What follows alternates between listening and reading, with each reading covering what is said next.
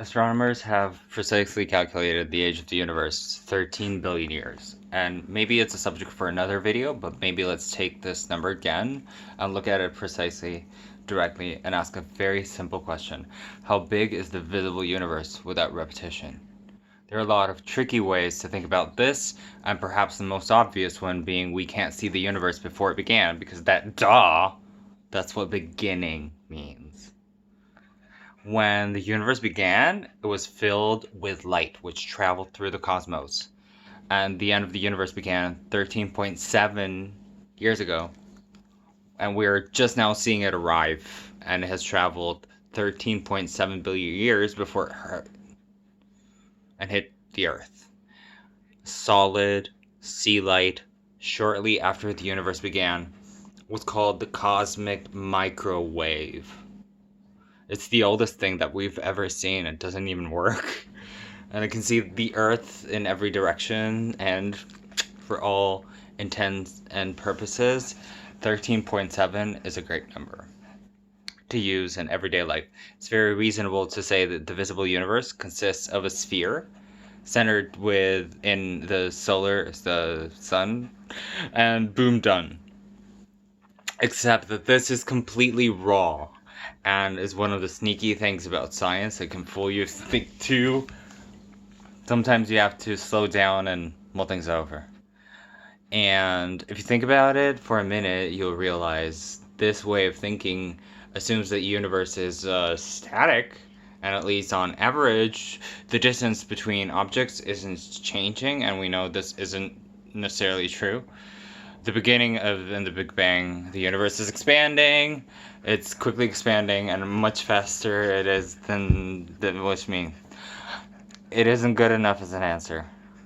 I don't want to get too deeply into the details of the Big Bang, but it boils down to the idea that the universe was once a smaller, hotter ball, or maybe a congested atom.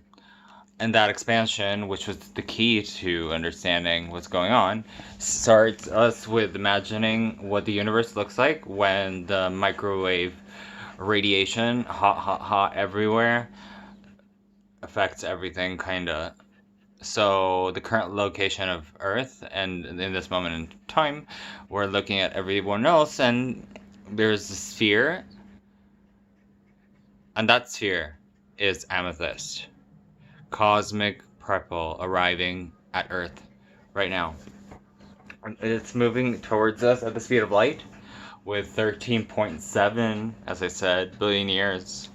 And we look at all the spheres that are smaller than our sphere, we can classify them as smaller, right? So light from a bigger set isn't here yet. And this light is emitted shortly after the Big Bang, and the radius is about 42 million, with an M light years away. Now, evilly, you would expect that this light is going to take us beyond and above, but it takes us 13.7 billion, with a B, years to travel to Earth. And the reason it took us so long, because it was and is expanding.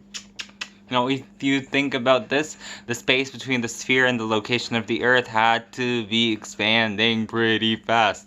Otherwise, his saliva would be dripping a long time ago. And that's what it means to be 13.7 billion years old. The microwaves emitted and always drew in size. And the simple calculation, 13.7 billion with a B, light years away. However, the transaction and the simple calculation helps no one.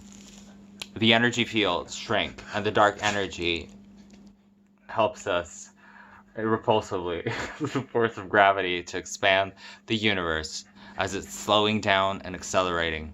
And that, of course, means that after 9 billion years of slowing down, it's now actually speeding up. When you take into account the dark energy and its effective radius of the sphere, from which the microsphere is emitting with an M millions to B billions light years.